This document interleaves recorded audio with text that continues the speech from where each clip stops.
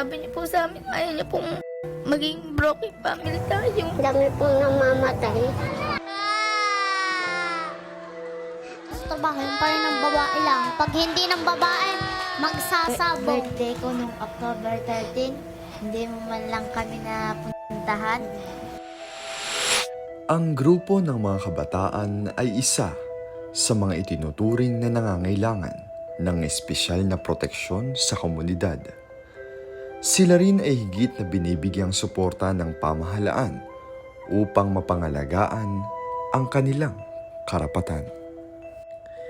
Sa paglipas ng panahon, hindi maitatangging maraming mga kabataan na ang inabuso at pinagsamantalahan ng ibang tao man o ng kanilang mismong mga magulang. Mga kapatid, nirereklamo niya po ang sarili niyang tatay dahil siya po ay paulit-ulit na hinahalay simula pa po nung siya po ay 12 anyos pa lamang po. Ayon sa ulat ng Philippine National Police, nasa humigit kumulang 17,000 bata ang nakaranas ng karahasan noong 2023. Batay naman sa 2015 National Baseline Survey on Violence Against Children in the Philippines, mataas ang insidente ng physical, psychological, sexual, and online violence ang nararanasan ng mga kabataang Pilipino. Ngunit sa kabilang banda, hindi rin may kakaila na sa kanilang murang edad ay mayroon ng mga kabataan na maituturing na sakit sa lipunan. Isa sa mga suspect sa pagkidnap at pagpatay sa isang pharmaceutical executive ay menor de edad.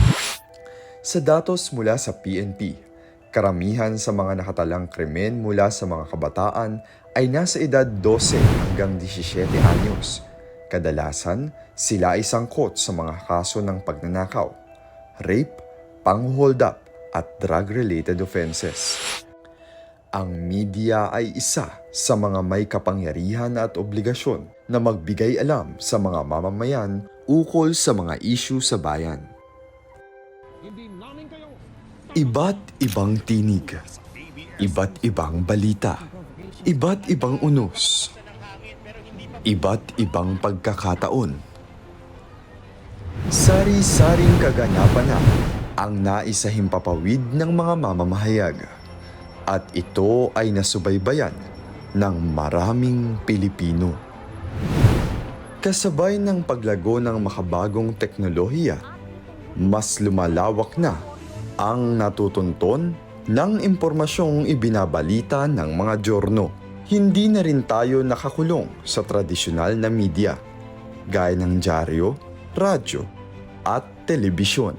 Ang pag-usbong ng mga digital platforms ang isa sa mga paraan upang mas mabilisang maihatid ang mahalagang kaganapan sa mga tao. Ngunit kasabay din ba ng paglagong ito ang pagbabago ng sistema at etika sa larangan ng pamamahayag? Nagbago na nga rin ba ang pagtanggap ng mga sumusubaybay sa itinakdang forma ng pagbabalita? Ang Kapisanan ng mga Broadcaster ng Pilipinas o KBP ay isang organisasyong naglalayo na magtaguyod ng independent at libreng pagsasahimpapawid ng media, magkaroon ng responsableng pagbabalita, pagpapalakas ng serbisyo publiko ng mga broadcaster at pag-unlad ng industriya ng pamamahayag. Ang mga istasyon, personalidad o newscasters na accredited ng KBP ay nararapat na sumunod sa itinakdang alituntunin hinggil sa maingat na pagbabalita, lalong-lalo na sa mga kabataan.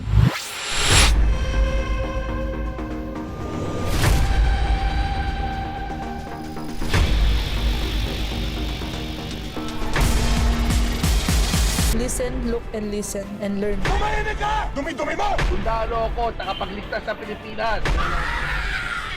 Huwag ka lang piliwanag! Ikaw ang puti! Ikaw masama! Isa sa mga kilalang programang pangserbisyong publiko ay ang Raffy Tulfo in Action at Wanted sa radyo, kung saan dumudulog ang ating mga kababayan tungkol sa kanilang mga issue o usapin at iniiere ito sa telebisyon, radyo, pati na rin sa internet. Maraming taga-subaybay ang programang ito, kahit pa may mga batang na isa sa alang-alang ang pagkakakilanlan at dignidad. Kakatuwa sa ating mga Pilipino, kapag personal na usapin ng ibang tao ang pinag-uusapan, nakaabang at taimtimpang nakikinig sa mga detalye. Ngunit kung ang sarili naman nating problema ang isa sa publiko, papayag ba tayo? Paano kung ang ating mismong mga anak o nakababatang miyembro ng pamilya ang sangkot sa mga maling gawain?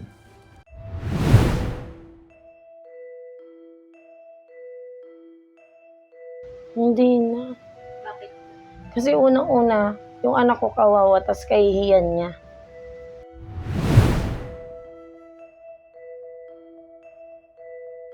Hindi. Kasi, malay mo naman, gagawa lang ng bata na yun dahil sa kamuwang pa sa mga bagay-bagay na akala nila okay na. Darating ang puntong magmamatured yan. So, pag napanood nila yan, matured na sila, makakahiya naman. So, imbis na sana na nagbago siya ng silent lang, na walang nakarami, yung maraming nakaalam ng nangyari, at least, pag nakapagbago siya, maano niya sa sarili niya na hindi alam ng ibang tao yung nangyari. Parang ganun.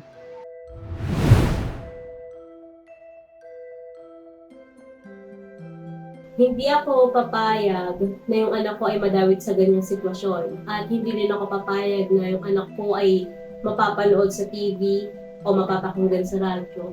Bakit? Kasi gusto kong protektahan yung anak ko. Kasi kung maaaring i-air man ito, no, na kasama yung anak ko doon, hindi man natin siya nakikita yung epekto niya sa ngayon, di ba? Sa mga susunod na hinaharap. Hindi natin alam kung anong magiging impact nun sa well-being ng isang bata. Kaya hanggat maaari, yung mga ganyang bagay dapat gawing pribado. Batay sa KBP Code of Ethics, Article 3, Section 1, dapat na ang dignidad ng isang bata ay respetuhin sa lahat ng oras at huwag hamakin ang kanyang dangal o di kaya'y maabuso ang kanyang kamuwangan. Paano nga ba ang ginagawang hakbang ng mga tagapagbalita at public servants upang makasunod sa pulisiyang ito? Nakapanayam namin ng ilan sa mga kilalang personalidad sa media. My name is Harleen Delgado. I am a current senior news correspondent for UNTV. I've been a reporter since 2019. Good day, I'm Rosa Licos, senior reporter sa UNTV News and Rescue. Isa rin pong executive producer. Currently, naka-aside ako sa House of Representatives. Ang kino-cover ko ay ang mga events ng House leadership, ganun din yung mga inihahain na mga panukalang batas sa Kamara de Representantes at mga congressional hearings na may kaugnayan sa ating pambansang interes. So as a reporter, very important na aware ka sa journalism ethics, especially kapag you're encountering children in special situations and also some children in conflict with the law. So ako, as a reporter, ang ginagawa ko, every time na may children, I have to consult first the guardian or the parents of the children. Hindi po pwedeng hindi. So kunwari, it depends also sa story kung yung child dun sa special situation ay a victim of abuse, victim of calamities, merong suffering from illnesses. So, kailangan very careful ka in revealing the identity of the child. Kung kinakailangan nating mag-interview ng women and children para maging case study sa mga feel-good stories na ito or feature news, kailangan pa rin natin syempre magpaalam sa kanila, kunin yung kanilang consent, igalang yung kanilang privacy at confidentiality. At take note, hindi rin po tayo basta-basta nag-a-ambush interviews sa mga bata. As a general rule, nakabatay din naman to sa Ethics of Journalists or Code of Ethics ng Journalists, dapat maging maingat sa pagpapublish ng mga names ng mga women at mga bata especially yung mga nasasangkot sa mga criminal cases. At hindi natin sila pwedeng akusahan. Kung akusado pa lang sila sa krimen, dapat ituring silang inosente, lalo na po at hindi pa sila napapatunayang guilty sa korte. So kapag ganun, ginagawa namin ang protocol namin sa field is we ask first the guardian, the parent, if pwedeng ma-interview yung bata. Simple lang naman yung ginagawa nating approach. Siyempre, kakausapin natin yung guardian o yung magulang ng mga bata at bibigyan natin sila ng ideya kung tungkol saan ba yung gagawin nating story. Ilalatag din natin yung mga katanungan sa kanila. And then, tatanungin natin sila kung okay lang ba silang interviewin, get natin yung permission nila, at sasabihin natin na gagamitin natin yun, i-broadcast natin yun sa ating news reports. Kung possible, mas maganda gawin yung permission in writing kasi nga minor de edad yung ating interviewee. Because we see na okay yung story ng bata, makakatulong siya for public service. If pumayag yung parent or yung guardian ng bata, we will proceed with the interview. I-brief namin yung parent na, ma'am, ito lang po, ma'am, sir, ito po yung coverage ng questions namin for the child. And if may hindi po kayo gustong mabanggit, you can communicate to us para hindi po natin maisama sa interview because it might affect yung welfare or yung safety ng bata. So pag pumayag na yung pag well-brief na yung parent or guardian and pumayag na siya dun sa mangyayari for the shoot, dun na kami proceed with the child himself or herself. So kapag ganong mga bata na sa special situations, ang protocol ng UNTV is kailangan i-blur yung muka and kailangan ding at times kung i-request ng parent or guardian, binabago din yung voice kung talagang at risk yung safety and security ng bata. Super careful kami kapag yung bata nga ay nasa special situations, kapag mga victims of abuse. I can cite one nung recently sa Senate, nung merong dinala yung isang wife who she claims na abused wife siya ng isang general who's up for the commission on appointments, and dala-dala niya yung dalawa niyang anak. And both of those children, parehas silang teenagers. So, nag-come up yung UNTV ng protocol before airing the report. Sabi ko sa kanila, kailangan naka-blur yung mukha ng bata. And umiiyak yung bata, so kailangan i-cut siya dun sa part na masyado na nag-outburst yung bata. Then we ask the parent, tinanong namin bago i-air yung report for that particular report, sinabi niya na yun nga kung pwedeng paki-blur yung mukha ng bata. And the entire interview, like yung mga sound bites, yung mga sit-nurse nila, kahit ang layo nila dun sa screen, naka-blur talaga yung bata. Hindi po pwedeng hindi. So that would be a mortal sin kapag umere yun na hindi naka-blur kahit split second lang yan. So yun yung isa dun sa mga gatekeeping processes na ginagawa ng UNTV when it comes to securing the identity and yung privacy ng mga bata. Dapat i-make sure din natin na komportable yung bata, hindi sila nape-pressure, at isipin din natin na pag in-interview natin yung bata, hindi maisasapanganib yung kanilang safety. Minabuti rin naming alamin kung paano ang nagiging proseso nila sa pagkuha ng impormasyon kung mismong ang mga magulang o guardian ang itinuturing na akusado laban sa kanyang anak. Kapag yung magulang may ginawa dun sa bata, syempre kailangan namin silang kausapin pareho para to make sure na yung story ay factual and fair, and mabe-verify namin kung sino yung truthful or accurate dun sa two versions of the story.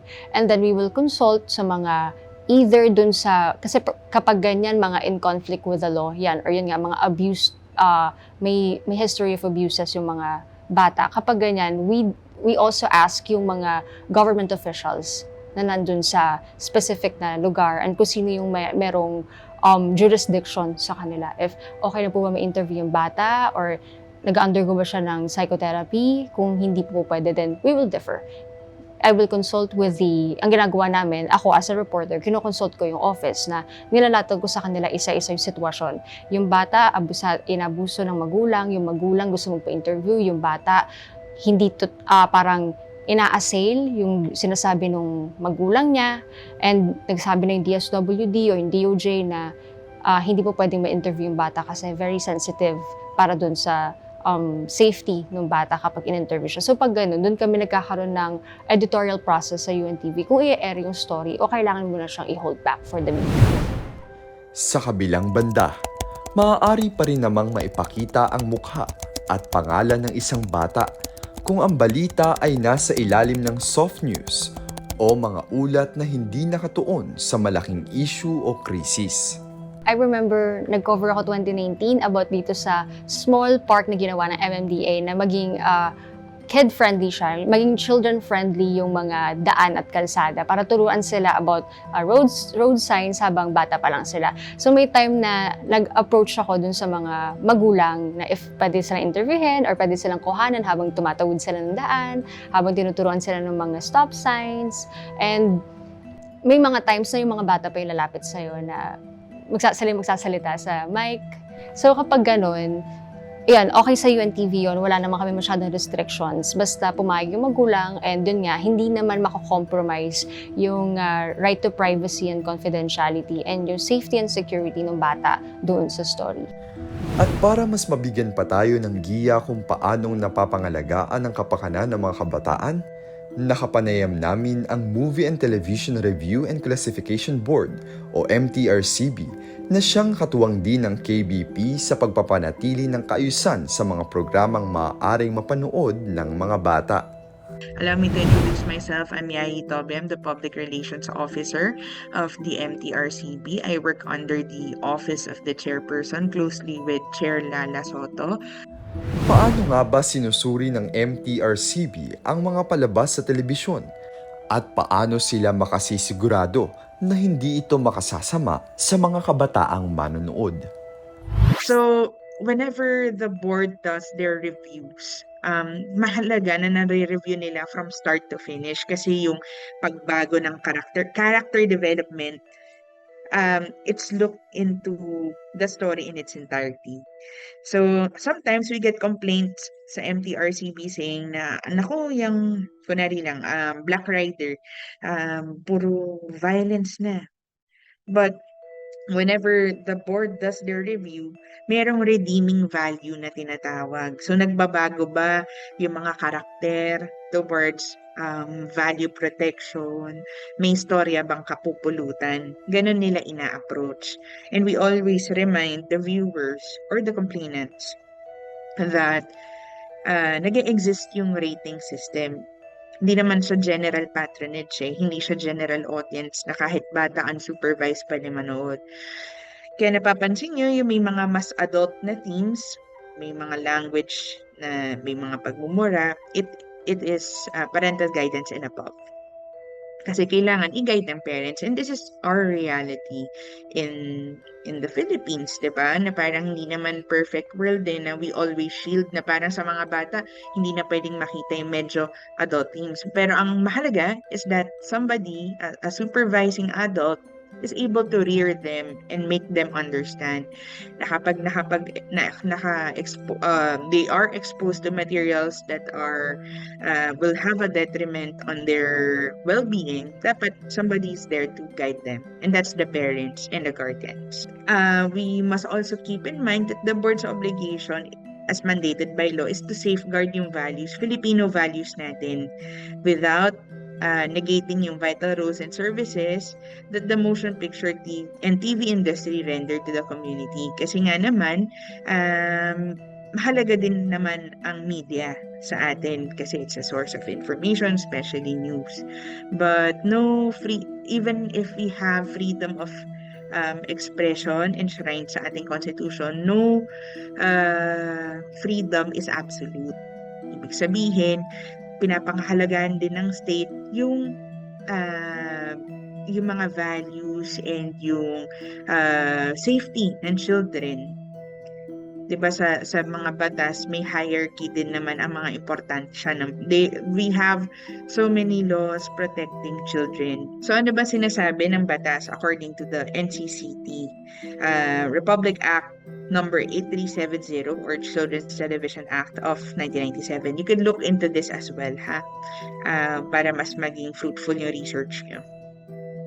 So sinasabi sa batas na a minimum of 15% of the total airtime daily basis po ito, of each broadcast network shall be allotted for child-friendly shows.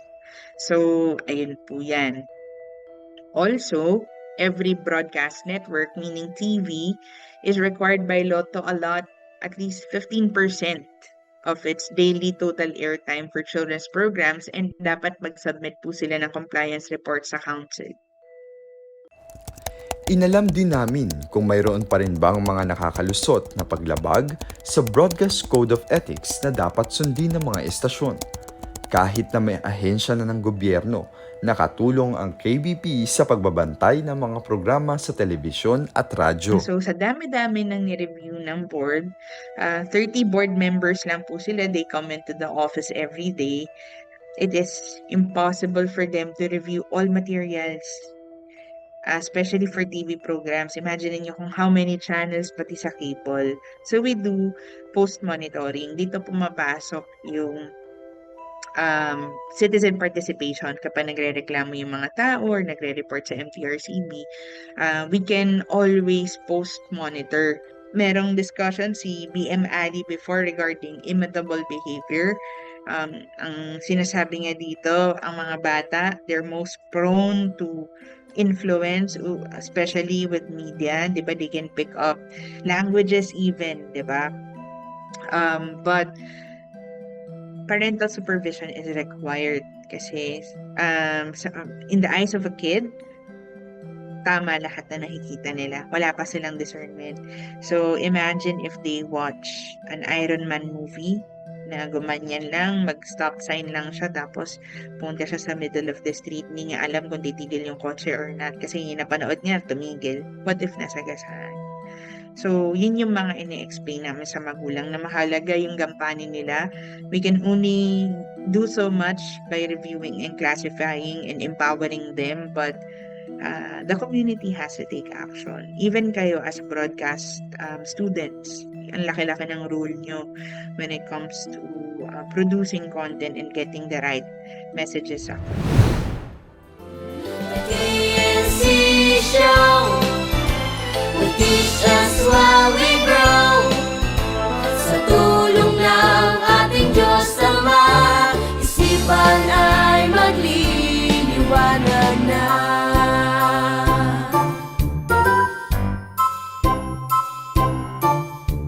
Kaalinsabay ng pagsunod ng UNTV sa KBP sa aspeto ng pagbabalita, ang estasyon ding ito ay nasa linya ng etika patungkol naman sa mga children's program.